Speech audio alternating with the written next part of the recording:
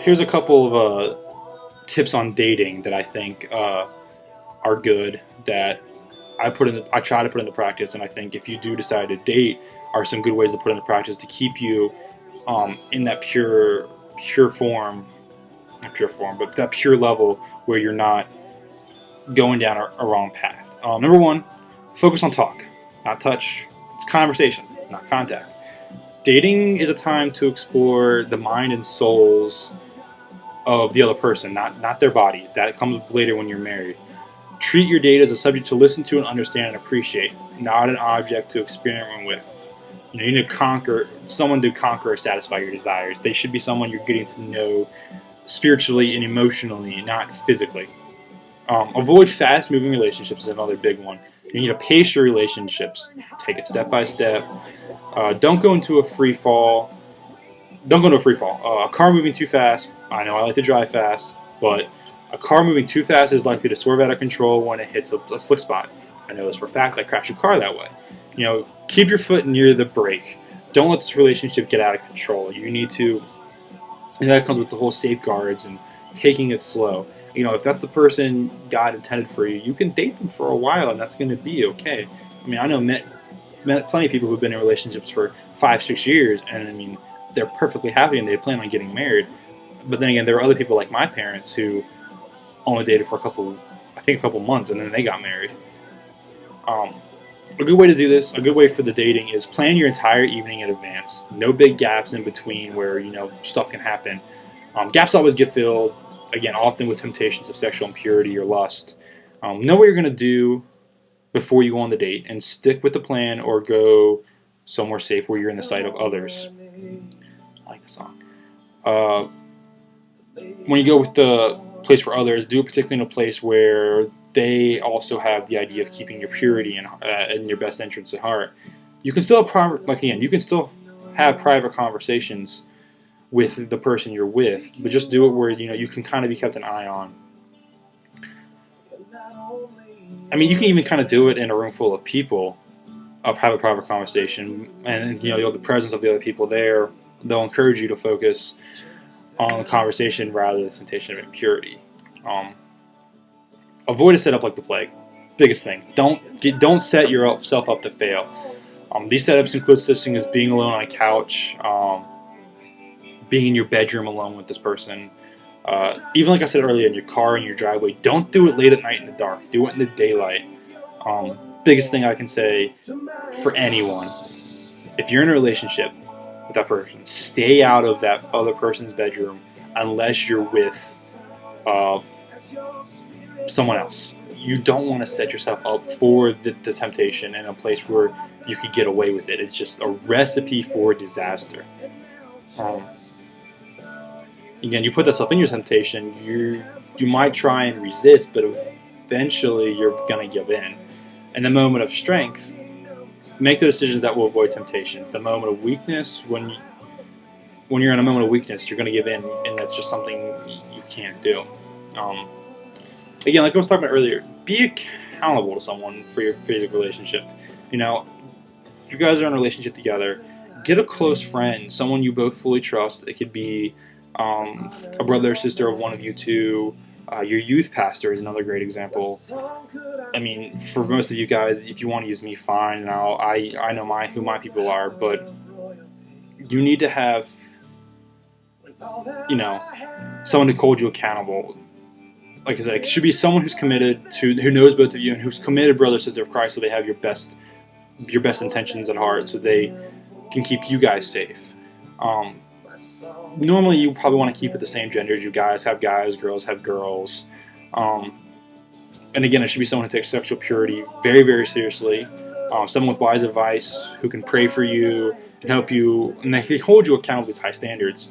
Someone who is strong in their faith, probably, a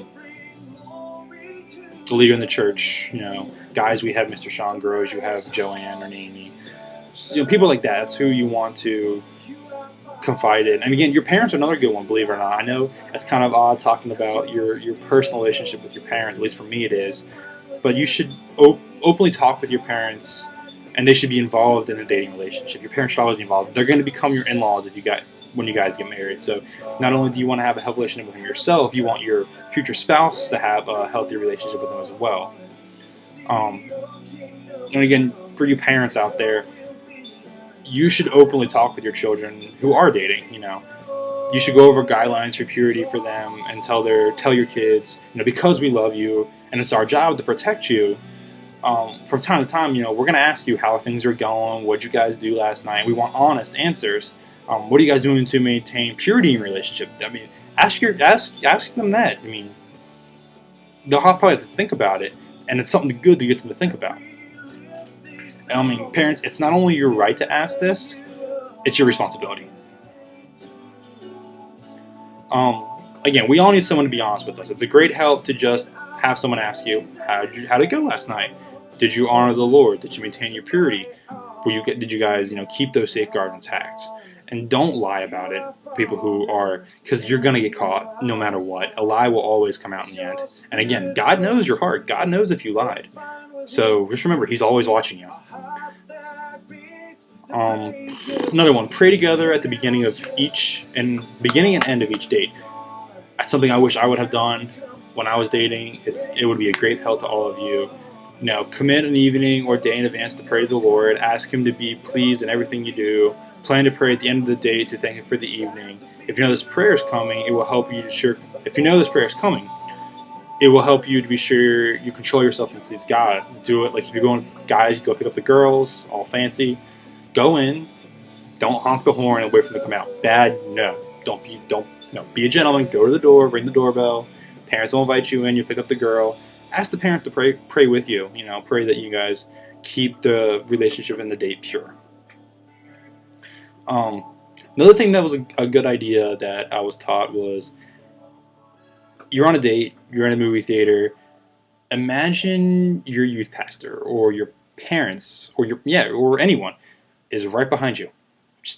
That's something to do. Wouldn't that kind of change how you guys behave? You need to realize your life is not private. It's an open book to be seen by the watching world. So, you guys could be alone somewhere, but if you guys are, one, you shouldn't be. But just imagine that, Joanne's sitting right here, or Sean sitting right here. Would you guys start making out in front of them? I don't think so, because knowing her, she'd probably reach out and slap you. Just saying. Luke 12:3. What you have said in the dark will be heard in the daylight, and what you have whispered in the ear in the inner rooms will be proclaimed by the roofs. Meditate on the fact that someone much more holy than your parents and church leaders, on whom you are even more accountable, is watching over you, even when you tell yourself you are alone. God's always right there. He's that little angel on your shoulder, that voice in your head. He's omnipotent, omnipresent. He's the audience of one. God is always with you. He's always watching you. My favorite song, Audience of One, he's always there. He's always watching your actions. So you want to keep your actions pure and know that as Him watching, it would something He'd be standing up and give you a standing ovation for, not something He would shake His head at. Here's a couple more verses. Where can I go from your spirit? Where can I flee from your presence? If you go up to the heavens, you are there. If I make my bed in the depths, you are there. Psalms 139. Can anyone hide in secret places so that I cannot see him? Declares the Lord. Do I not fill the heaven and the earth? Jeremiah 23:23. The eyes of the Lord are everywhere. Keep watching on the wicked and the good. Proverbs 15:3. I got a couple more verses, but I won't go over them.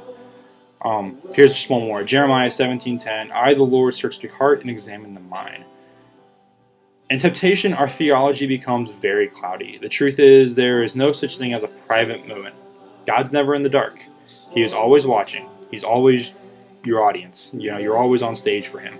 We may fool ourselves and others, but we can never fool God. He knows what we're thinking about, what we're doing, and it's for His approval that our life ultimately matters. So if we're not doing something that God would approve of, we probably shouldn't be doing it. And that goes more than just in the dating and relationship and stuff like that. I went over this earlier, but I want to go over this again. When you see the temptation coming, before things start to get out of control, you need to run fast and far. Flee from sexual immorality. 1 Corinthians 6:18. When it comes to sexual temptation, It always pays to be a coward. It's the one time I'll ever say that. Probably. In the battle of sexual purity, retreat is always the best and first line. It should be your first line of defense.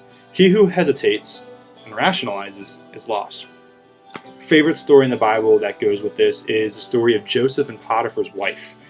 I'll read a little bit of Genesis 39 for you guys. And though she spoke to Joseph day after day, he refused to go to bed with her, even be with her. She caught him by his cloak and said, "Come to bed with me." But he left his cloak in her hand and ran out of the house. Joseph not only refused to go to bed with her, but to even be with her. He saw the danger signs and avoided her. And when she finally pushed himself on her, he ran. He did not trust himself to stay where he was, but he ran out of the house. Don't try and stay and resist the temptation, because I guarantee you'll fall. And don't choose to be near someone when that person is a source of temptation to you, or you are to her. I'm saying for girls and guys. A good way to keep yourself accountable. Well, actually, before I go on to that, again, being a coward in this situation is a good way to do it. If you see the temptation coming, walk out of the room. Just say, "Stop! I need to take a minute. Go take a breather. Get someone to come back in with you. Come back in. Continue what you were, not necessarily continue what you were doing, but continue on with whatever you were doing." One last thing before I end this one is write out another thing you can do is write out your standards and enforce them yourself. And never depend on your date to do it, because they're human too. They have temptation as well. You're not the only one who's tempted. You're responsible and accountable for God, which you do. Like I said, though you should never be dating someone who lacks conviction and self-control, you are fully responsible for your own actions, your own behavior. If you fall into sexual immorality, you really have no one to blame but yourself. You can't blame that other person. It was you who said yes, you who went into it. Make your moral decisions in advance, not in the time of temptations. Again, that goes back to the old thing. Write it down, have yourself accountable, pray. Just don't put yourself in those situations. Another thing to do, memorize scripture on sexual purity and quote it when tempted. I have hidden your word in my heart, that I might not sin against you, is in Psalms 119:11. When Satan tempted God when he was on the mountains, he fought back with scripture just like that. God said, "Turn these rocks into bread," and bam, Jesus had a scripture memorized for it. Something like that is a very, very good way to fight the sexual immorality that comes against you. So that's something you guys can do as well. Hope this video helped you guys. I'll go over more in my next video.